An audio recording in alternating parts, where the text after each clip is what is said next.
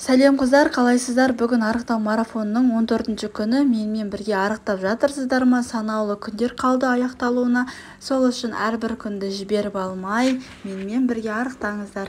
Шактың нормасын орындай алмай жүрсеңіз, онда бір орында тұрып шаг жасауға болады, немесе түскі уақытқа дейін 5000 шаг, түскі уақыттан кешкі уақытқа дейін 5000 шақты жасасаңыз, бір күндік 10.000 шақты міндетті түрде орындайтын боласыз, яғни бөліп орындайтын боласыз. Күніне бір мезгіл зумба биін билеуді ұмытпаңыздар. Күніне кем дегенде 30 минут зумба биін билесеңіз, тамақтануды дұрыстасаңыз, жалпы айтқанда 10.000 шақты жасасаңыз, сізде арықтау өте жақсы жүретін болады. Таңертең ұйқыдан оянған соң вакуум жаттығуын жасап аламыз, яғни аш қарында. Сосын 2 стакан жылы суымызды ішіп алып, бізде 15-20 минут уақытымыз болады ғой, сол кезде таңғы ас дайындаймыз. Менде бүгін таңғы асқа сұлы ботқасы, мен бүгін үйде қызым болды, садикке балабақша бармадық, яғни таңғы асқа мен ботқа дайындадым. Сұлы ботқасы болмаса, кез келген ботқа жарай береді, және ботқа дәмді болсын, әдемі болсын деп осындай тыквенная семечка дейді, яғни асқабақтың дәнін салдым. Кез келген сухофрукты сататын жерден алсаңыздар болады. Мен 100 грамды 330 теңгеге алдым, яғни әр пайдаланғанда 10 грамм пайдалансаңыздар жеткілікті. Және таңғы асқа міндетті түрде май пайдаланамын. Таңғы ас менде міндетті түрде май болмаса болмайды. Қолдың сары майы болса, қыздар, тіптен керемет. Егер де қалада тұратын болсаңыздар, қолдың сары майын таба алмайтын болсаңыздар, онда дүкенде сатылатын президент майын алуға кеңес беремін. Оның құрамы таза. Таңғы асқа негізі тәттілерді қосуға болады. Егер де сіз тәтті құмар болсаңыз, жеңіз келетін печеньеден бас тарта алмасаңыз, онда нормамен аз мөлшерден дәл осылай мен сияқты қосуға болады. Және салатты қосуды ұмытпаңыздар. Менде салат ретінде қияр болды. Негізі салат, қыздар, бізде таңғы аста да, түскі аста да, кешкі аста да болу керек. Яғни 3 мезгіл уақытта да бізде салат болу керек. Ол бізде клетчатканың рөлін атқарады.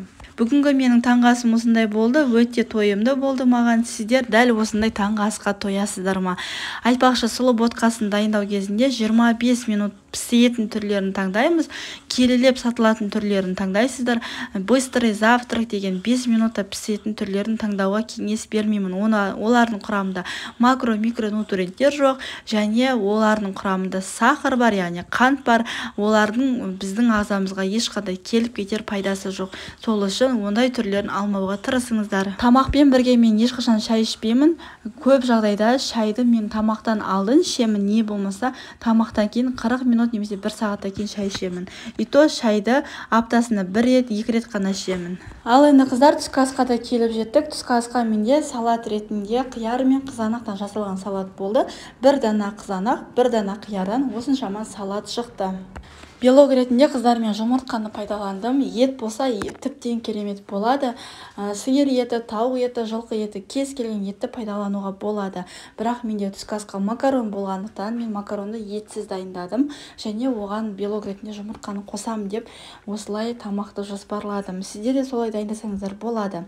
Және жұмыртқаның бетіне әдеттегідей сырды пайдаландым, яғни сырды қоссам өте дәмді шығатын болады. Мен үшін өте қатты ұнайды. Гарнир ретінде, қыздар, макаронды суға да пісіріп дайындауға болады, немесе қуырып та дайындауға болады, өзіңіздің дайындау тәсіліңізге байланысты.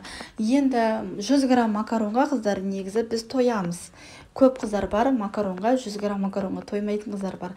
Негізі дәл осылай тамақтансаңыздар, яғни тәрелке методын пайдалансаңыздар, онда сіздер дәл осы тамақтануға тоясыздар. Егер де шоколадтан бас тарта алмайтын болсаңыздар, онда альбенийдің мини түрі бар, соны пайдалануға болады, немесе кез келген шоколадты пайдалануға болады. Самое главное, 30 граммнан аспау қажет.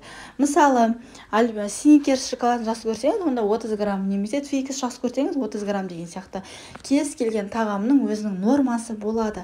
Міне, норманы жеу арқылы біз артық салмақты жинап алмаймыз. Көп қыздар бар, нормадан тыс, бірі отырғанда 4-5 немесе 1 келі шоколад жеп қоятын қыздар да бар екен арамызда. Мұның барлығы бізде негізі стресстің кезінен жеп қояды. Тәрелке методы бойынша, қыздар, 2 жұдырық салат болу қажет, 1 жұдырық күрделі көмірсу, яғни гарнир болу қажет, бір жұдырық бізде белок болу қажет. Міне дәл осы тамақтану бізге тойымдылықты береді, дұрыс тамақтануға кіреді және перееданияға алып келмейді. Міне дәл осылай тамақтану бізге ағзамызға қажетті бүкіл макро-микро нутриенттерді осы тамақтану арқылы аламыз. Бұл ешқандай да диеталық тағам емес. Диеталық тағам білесіздер ғой, суға піскен, майсыз, дәмсіз, тұзсыз сондай тамақтар болады. Ал сіздер дәмді тамақтанып, дәл осылай тамақтанатын болсаңыздар, міндетті түрде арықтайсыздар. Ал қыздар, қанша келі салмақ тастадыңыздар, комментарийге жазып кетіңіздер. Ал енді кешкі асқа да келіп жеттік. Кешкі асқа менде байқасаңыздар үнемі жеңіл тамақтанамын. Кешкі астың формуласы бойынша белок және клетчаткадан тұру қажет. Белок ретінде бір дана жұмыртқаны пайдаландым. Және менде салат ретінде қызанақ пен қиярдан жасалған салатты дайындай салдым. Түскі асқа да сондай дайындадым, кешкі асқа да сондай дайындадым. Мен үшін дәл осылай тамақтану кішкене оңайырақ. Яғни өзіме қиын тамақтарды қоймауға тырысамын. Жұмыс жасағандықтан менде тамақ дайындауға уақытым болмайды. Көп жағдайда тамақты өзіме ыңғайлы етіп, оңай етіп дайындауға тырысамын. Яғни арықтауда қыздар негізі тамақ дайындауға уақытым жоқ, жұмыс жасаймын деген кедергі емес. Ең бастысы сіздің ниетіңіз болса, сіз арықтауға деген қадамды дәл қазір бастайсыз. Ал қыздар, каналға тіркелмеген болсаңыздар, каналға тіркеліп, қоңыраушаны басып, лүпіл басуды ұмытпаңыздар. Егер де қоңыраушаны басатын болсаңыздар, менің күнделікті салатын видеоларымды жоғалтып алмайсыздар. Сіздерге хабарлама ретінде келіп тұрады. Менің салған видеоларым сіздерге хабарлама болып келгендіктен, сіздер бірінші болып көре аласыздар. Дәл осы видеоны таныстарыңызға, туысқандарыңызға, арықтағысы келетін барша жандарға жіберсеңіздер екен, ол кісілерге сіздердің пайдаларыңыз тисе екен. Бұл марафонды менің мақсатым арықтағысы келетін қыздарға, марафонға қатысуға қаржысы жоқ қыздарға арналады. Байқасаңыздар, қазақ тілді арналар өте аз, және қазақ тілді арналардың дамуына үлес қосқыларыңыз келсе, онда мені қолдап кетіңіздер. Дәл осы YouTube каналда қазақ тілді арналар көбейсін.